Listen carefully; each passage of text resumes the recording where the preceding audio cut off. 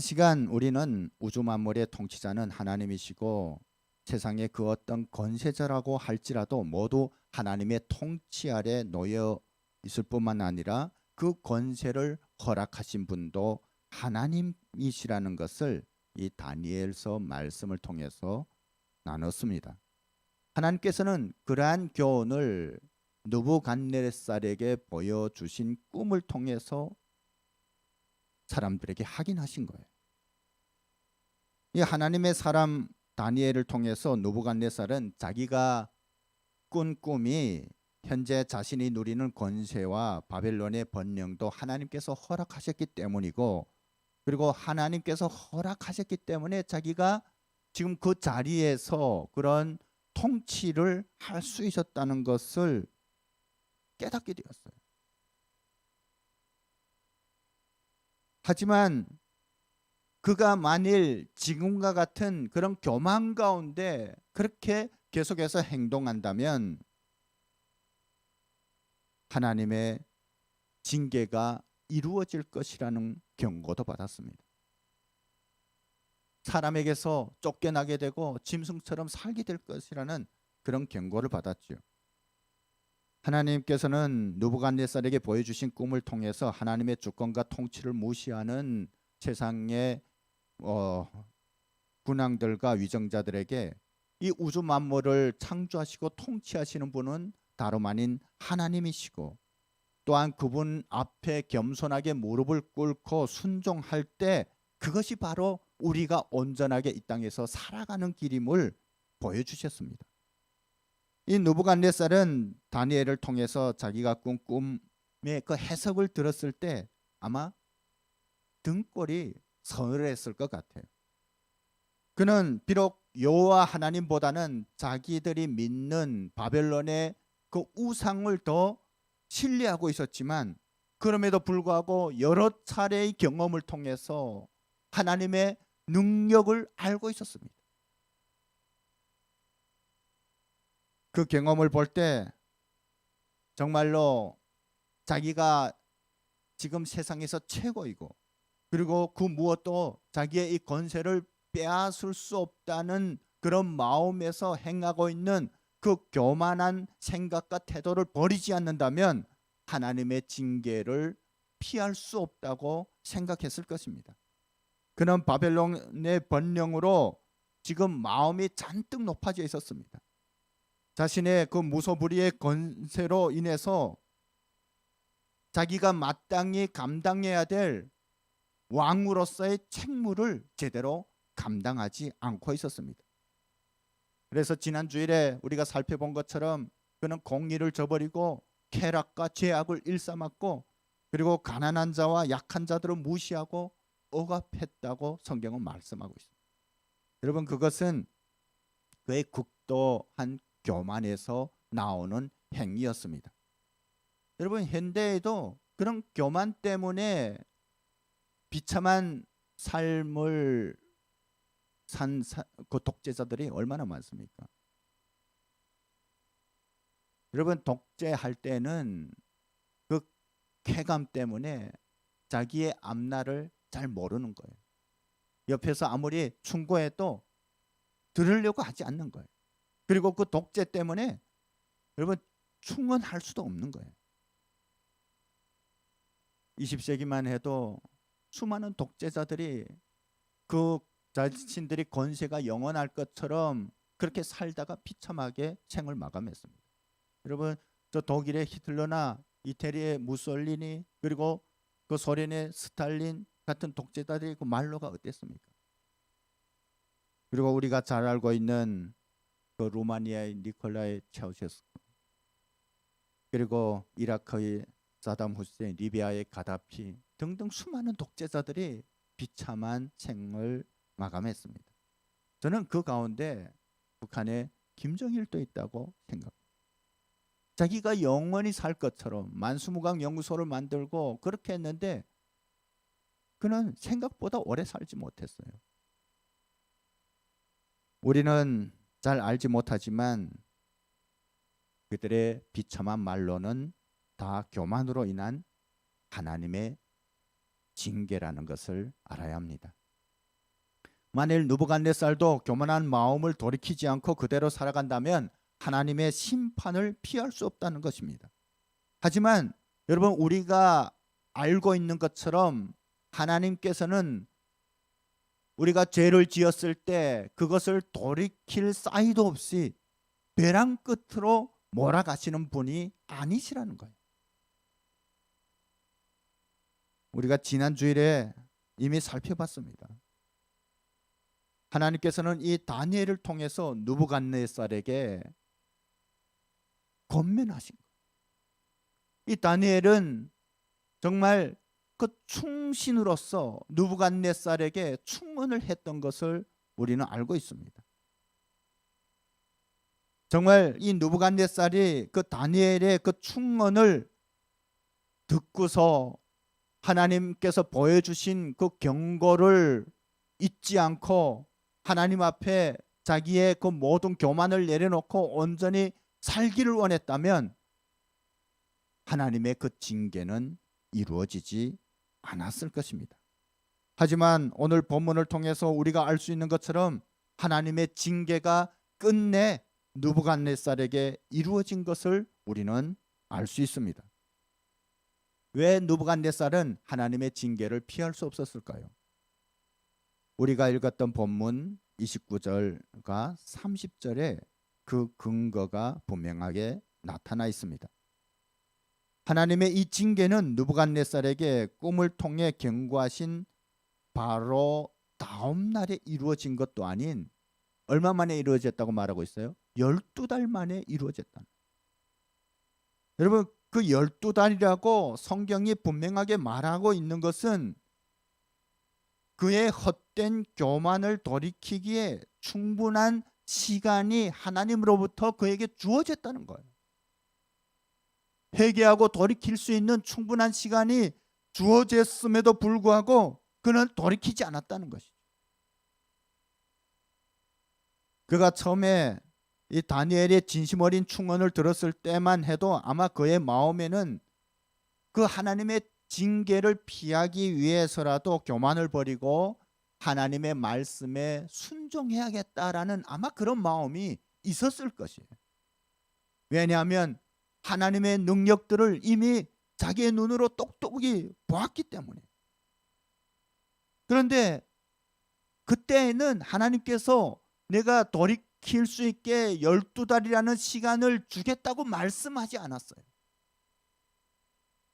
그런 마음이 처음에 있었는데 한 달이 지나고 두 달이 지나도 뭐 상황이 바뀌지 않고 바벨론의 번영도 계속되고 자기의 권자도 무탈하니까 이 느부갓네살의 생각이 바뀌기 시작했다는 것입니다. 교만이 다시 그의 마음 가운데서 머리를 채돌기 시작했습니다. 이와 같은 거대한 제국을 자기가 어떻게 이루었는데, 그리고 자신이 현재 세계 최고의 권력의 자리에 앉아 있는데 왜 자기가 자기 마음대로 못하고 자기들이 믿는 바벨론의 그 신이 아닌 자기의 손으로 멸망시킨 그 이스라엘의 그 하나님의 눈치를 자기가 봐야 하는지 불쾌했던 거예요. 그래서 마음속 가운데 이 반발심이 슬금슬금 올라오기 시작했습니다. 가만히 생각해 봐도 현재 바벨론 제국이 자기의 손아귀에 들어있는 것입니다. 그리고 자기의 권세 앞에 모든 사람들이 쩔쩔매고 있는데 누가 감히 자신을 쫓아낼 수 있단 말이에요. 지금 분명히 하나님의 징계 그 경고에는 사람들이 쫓아낸다고 했어요. 그 말을 들었을 때 누가 자기를 감히 쫓아낼 수 있단 말이냐. 여러분, 이 느부갓네살 왕을 위해서 수많은 군인들이 존재하고 있었습니다. 그를 위한 근위대가 있었고 24시간 그를 경호하고 있었어요.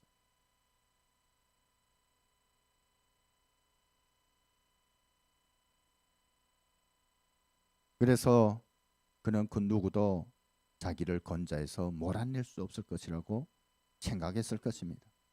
그렇게 시간이 지나고 느부갓네살은 이제는 하나님의 경고에 대해서 까맣게 잊어가기 시작했습니다. 그리고 꿈을 꾸기 전에 그 사악한 모습으로 돌아가 있었습니다. 어쩌면 꿈을 꾸기 전보다도 느부갓네살의 영적인 상황은 더 교만한 상태로 있었을지도 모릅니다. 왜냐하면 하나님의 경고를 받았지만 시간이 지나도 아무런 일이 일어나지 않았기 때문에 그것을 보면서 최고의 하나님이라 할지라도 자기에게는 별 수 없다고 생각할 수도 있었기 때문입니다. 이렇게 느부갓네살의 교만은 극에 달하게 되었습니다. 그런 교만한 마음 때문에 그런지 이 느부갓네살은 이 바벨론 도성이 한눈에 내려다 보이는 왕궁 지붕에서 거닐기를 좋아했어요. 그 왕궁 지붕에 올라가 보면 그 거대한 바벨론 도성이 한눈에 보이는 거예요. 자기 발 아래에 있는 거예요.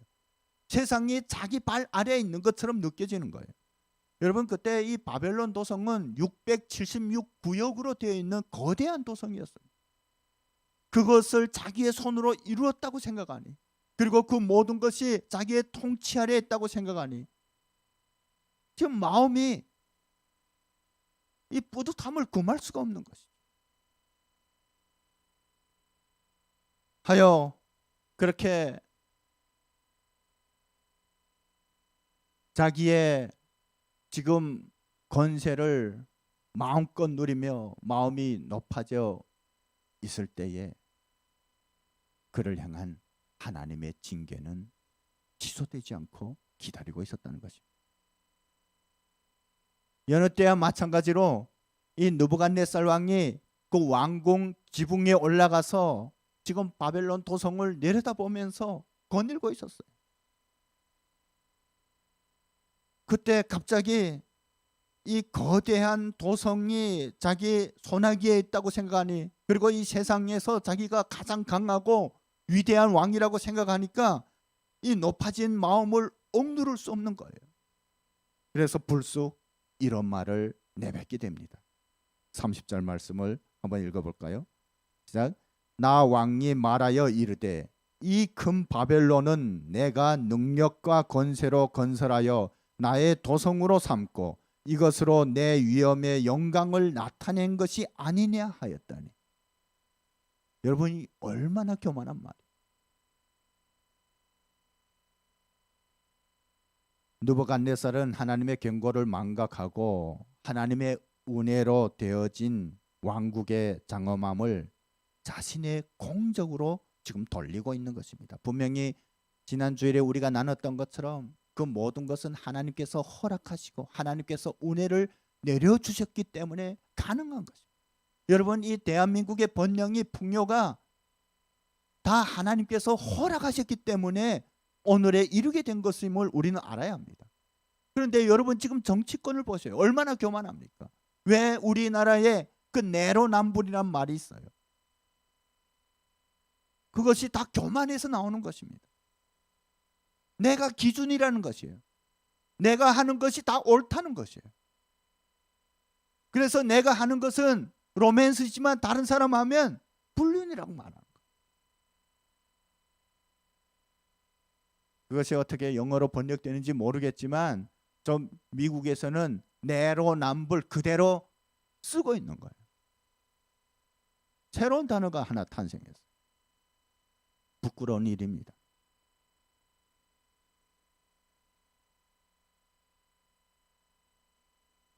이 느부갓네살은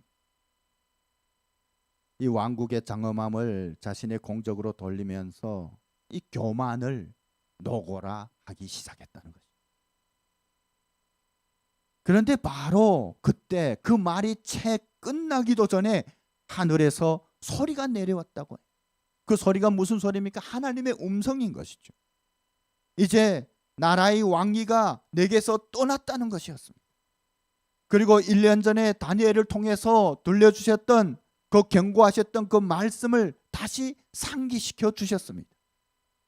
이 느부갓네살은 미처 손쓸 사이도 없이 사람에게서 쫓겨나서 소처럼 풀을 먹으면서 들짐승들과 함께 살게 되었다고 성경은 우리에게 말씀하고 있습니다. 그의 머리털은 점점 길어져 가지고 이 독수리 날개 기처럼 되었다. 그리고 손발톱은 점점 길어져서 새의 발톱처럼 되었다. 여러분, 그것은 뭘 말합니까? 그가 징계를 받았던 7대라는 시간이 결코 짧지 않았다는 것을 말해요. 이제 그는 우리한 왕궁의 푹신한 침대가 아닌 들판에서 하늘을 지붕 삼아 살아야 했습니다. 궁중에서 먹던 사내지미가 아닌 소처럼 들판에서 풀을 뜯어 먹으면서 살아야 했습니다. 그를 감싸고 있던 화려한 그 옷들은 벗겨지고 이 들판에서 짐승들과 구분되지 않을 정도로 그는 인간 이하의 비정상적인 삶을 살게 되었다는 것입니다. PPT 보면 여러분, 이 유명한 하가 19세기의 그림입니다. 느부갓네살 모습. 여러분, 이것이 뭘 말하냐면요, 느부갓네살이 자랑하던 그의 교만을 나타내고 지탱하고 있던 모든 것들이 그에게서 떠나갔다는 것을 말합니다. 그는 하늘을 찌를 듯 했던 자신의 권세와 그리고 가까이에 있는 수많은 신하들과 든든히 지키고 있던 군의대를 믿고 있었기 때문에 자기에게 이러한 상황이 오리라고는 꿈에도 상상도 못하고 있었어요. 여러분, 그러면 누가 이랬던 느부갓네살을 왕궁에서 내몰았을까요? 오늘 성경 이 말씀 본문 배경을 볼 때 이것은 어떤 반역에 의해서 쫓겨난 것이 아니에요. 이 느부갓네살이 상상도 하지 못했던 그런 방법으로 하나님께서 그를 왕궁에서 내쫓으신 거예요. 뭐냐면 정신질환에 걸리게 된 것입니다. 그래서 더 이상 왕의 역할을 감당할 수 없었던 거예요. 누가 쫓아냈다기보다도 그 정신질환에 걸려서 자기 발로 지금 왕궁을 뛰쳐나갔어요. 이 정신질환 중에 자신을 짐승으로 생각하고 짐승의 몸짓이나 행동 패턴을 그대로 따라하는 인사니아 조안 트로피카라는 이런 질환이 있습니다. 그것도 여러 부류로 나뉠 수 있습니다. 그 가운데 난강병은 늑대 흉내를 낸다. 그리고 조광병은 새의 흉내를 내요. 그리고 보안트로피라고 불리는 우광병은 환자가 자신을 소라고 착각하고 소처럼 풀을 뜯어먹는. 지금 느부갓네살이 보안트로피라는 정신질환에 걸린 것입니다. 여러분, 자기가 그런 질환에 걸리라는 것은 누가 알았겠어요? 하나님께서 역사하신 것이죠. 여러분, 우리는 이 사건을 통해서 인간이 아무리 자기가 가진 권세나 지혜로 하나님의 징계를 피하기 위한 방어막들을 친다 할지라도 하나님의 말씀은 반드시 이루어진다는 것을 명심해야 합니다. 느부갓네살이 자신이 상상도 못했던 방법으로 하나님의 징계가 이루어질 줄을 어떻게 알았겠습니까? 이것은 하나님은 교만한 자를 결코 내버려 두지 않으시며 그가 자랑하고 내세웠던 것들을 모두 빼앗으시고 바닥까지 떨어뜨릴 수 있는 능력을 가지신 분이라는 것을 우리에게 보여주시는 것입니다. 이 불가항력적인 하나님의 능력 앞에서 그는 하나님께서 정해 주신 시간 동안에 그렇게 소처럼 풀을 뜯어먹으며 짐승처럼 살아야 했습니다. 그 대제국의 왕이. 마침내 하나님께서 정하신 7대가 지나고 그의 정신이 돌아오게 되었을 때 그는 짐승보다도 더 초라한 자신의 모습을 보게 되었습니다. 그때 그는 교만한 마음으로 세상을 내려다보며 마치 자신이 하나님인 양 행동했던 그 극도의 교만의 삶을 보게 되었습니다. 이제는 내려다 볼 것이 없는 거예요. 자기가 지금 제일 바닥에 있어요.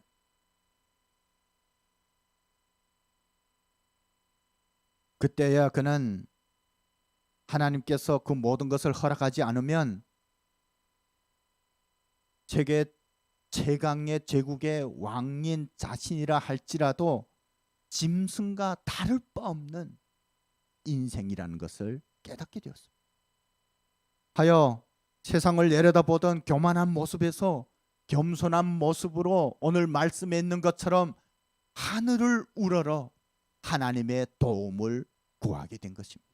그리고 그가 한 행동은 하나님을 찬양하고 경배하는 것이었습니다. 오늘 그 말씀 뒤편에 이 느부갓네살의 고백이 있습니다. 그것은 하나님의 뜻을 막을 자는 이 세상 그 누구도 없다는 것이에요. 하늘의 천사라 할지라도 하나님의 뜻을 막을 수 없다는 것입니다. 그의 정신이 정상으로 돌아오자 그가 앓는 기간 동안에 대신 정사를 맡았던 관리들이 그를 모시러 왔고, 그때 그는 겸손해진 모습으로 왕의 책무를 시작했다고 말하고 있습니다. 그때 하나님께서는 더 큰 은혜를 내려주셨다고 했습니다. 왜냐하면 이전과는 다르게 겸손한 모습으로 하나님께서 허락하신 책무를 감당했기 때문에 하나님께서는 느부갓네살에게 더 큰 위엄을 내려주셨던 것입니다. 이와 같은 경험을 통해서 느부갓네살은 하나님의 모든 일이 진실하고 그의 행하심이 의로우며 하나님은 교만하게 행하는 자를 낮추시는 분이시라는 것을 알게 되었고, 때문에 자신도 이제는 하나님을 찬양하고 경배하며 살기를 원한다는 것으로, 여러분, 이 느부갓네살의 이야기는 다니엘서에서 마감하고 있습니다. 그 이후에 느부갓네살의 삶의 행적에 대해서 성경은 말씀하고 있잖아요. 왜냐하면 그것이 하나님께서 우리에게 주시고자 하는 본질이 아니기 때문에 그렇습니다. 하나님께서는 이 말씀을 통해서 우리에게 어떤 교훈을 하시기를 원하십니다. 그것은 이 시대를 살아가고 있는 우리 모두에게 우주 만물을 통치하시고 다스리시는 분은 오직 하나님 한 분이시고, 모든 세상의 권세도 하나님의 주권 아래 있다는 것을 보여주시는 것입니다. 하지만 하나님의 주권을 인정하지 않고 교만으로 행할 때는 반드시 하나님의 심판이 임한다는 것입니다. 여러분, 이 말은 교회에 오래 다닌 사람이라면 너무나도 당연한 말처럼 우리는 듣고 있습니다. 뭐 뻔한 말을 또 하냐 하라고 생각할 수가 있어요. 그런데 우리의 삶이 현실에 있어서 정반대로 행하고 있다는 것입니다. 그럴 때가 많다는 것입니다. 말로는 하나님의 주권을 인정한다고 하면서 행동하는 것은 하나님의 뜻이 아닌 나의 생각대로, 나의 기준대로, 내가 좋은 대로 행한다는 것이에요. 나의 기준과 나의 계획대로 행하는 것이 바로 우리의 모습이라는 것입니다. 그러면서 말로는 늘 하나님의 뜻에 순종하기를 원한다고 하죠. 하지만 느부갓네살처럼 우리의 말과 행동은 전혀 다르게 나타난다는 것입니다. 우리가 원치 않은 문제나 상황을 만났을 때 여러분, 그리스도인들이 즐겨하는 말이 있어요. 저도 그렇고 우리 모두도 즐겨하는 말이 있어요. 그게 뭡니까? 기도해 보겠다는 거예요. 여러분, 그만큼 교만한 말이 없어요. 이미 내가 원하는 것이면 기도해 보겠다는 말도 필요 없어요. 그 자리에서 반응하지만 이것이 내가 원치 않은 것이라면, 그것이 아무리 하나님의 뜻이라 할지라도 이미 마음으로 결정하는 거예요. 이건 나는 할 수 없어. 그리고 말로는 그럴듯하게 포장하는 것입니다. 기도해 보겠다. 여러분, 기도해 보겠다는 것은 그럴듯한 신앙적인 용어지만 엄청 교만한 말. 이미 여러분 그런 말 있잖아요. 답정녀, 답정남. 이미 답이 정해져 있다는 거예요. 하나님께서는 성경을 통해서 우리가 어떻게 반응해야 될지 이미 정해 놓으셨어요. 그 해답이 이미 성경에 있어요. 내가 아직 성경을 모르기 때문에 그럴 수 있지만 교회를 다녔다면 이것이 하나님의 뜻인지 아닌지 정도는 어느 정도 분별한다는 거예요. 그러나 내 마음이 허락지 않기 때문에, 내 기분이 좋지 않기 때문에 그것을 거부하고 싶은 거예요. 그래서 기도해 본다고 하고, 내가 기도해 보니까 하나님께서 허락하지 않으시더라, 아마 하나님의 뜻이 아닌 것 같다라고 이렇게 말하기도 합니다. 여러분, 그것은 엄청난 교만. 실은 우리는 그리스도인이라면 솔직해야 합니다. 내가 아직 믿음이 없어서, 내가 아직 준비가 안 돼서 아직 그것을 감당할 수 없다고 솔직히 말해야 돼. 그런데 그러한 모습이 우리 교회 안에 얼마나 난무하고 있어요.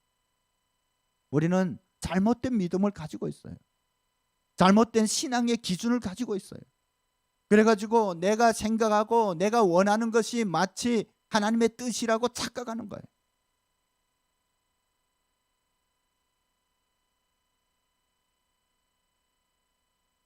그냥 하나님의 뜻에 순종하기보다는 다만 나의 기준과 나의 계획대로 움직이고 싶었을 뿐이에요. 하지만 하나님께서는 하나님의 뜻이 아닌 나의 뜻과 계획대로 행하는 그 모든 것이 다 교만이라고 말씀하십니다. 그리고 그 교만에 대한 하나님의 징계가 따른다는 것을 오늘 말씀을 통해서 우리에게 경고하고 있습니다. 여러분, 그 징계가 언제 이루어질지는 우리는 알지 못해요. 이 땅에서 이루어질지, 그 독재자들의 비참한 말로처럼 이 땅에서 이루어질지, 아니면 우리가 하나님 앞에 섰을 때 그것이 실현될지 우리는 알지 못해요. 그러나 이 말씀을 통해서 분명한 것은 반드시 우리의 불순종에 대해서, 우리의 교만에 대한 하나님의 심판이 있다는 것입니다. 우리가 하나님께서 허락하신 시간 동안에 그것을 돌이키지 않는다면 우리는 그 심판을 피할 수 없을 것입니다. 하지만 우리가 교만을 회개하고 하나님의 주권을 인정하고 그 뜻에 겸손히 순종하고자 할 때 하나님의 용서와 은혜가 임한다는 것은 성경은 계속해서 우리에게 말씀하시는 하나님의 은혜입니다. 여러분, 그렇다면 하나님의 주권을 인정한다는 것은 그리스도인의 삶에서 어떻게 나타나야 할까요? 야고보서 4장 15절 말씀을 함께 읽어보겠습니다.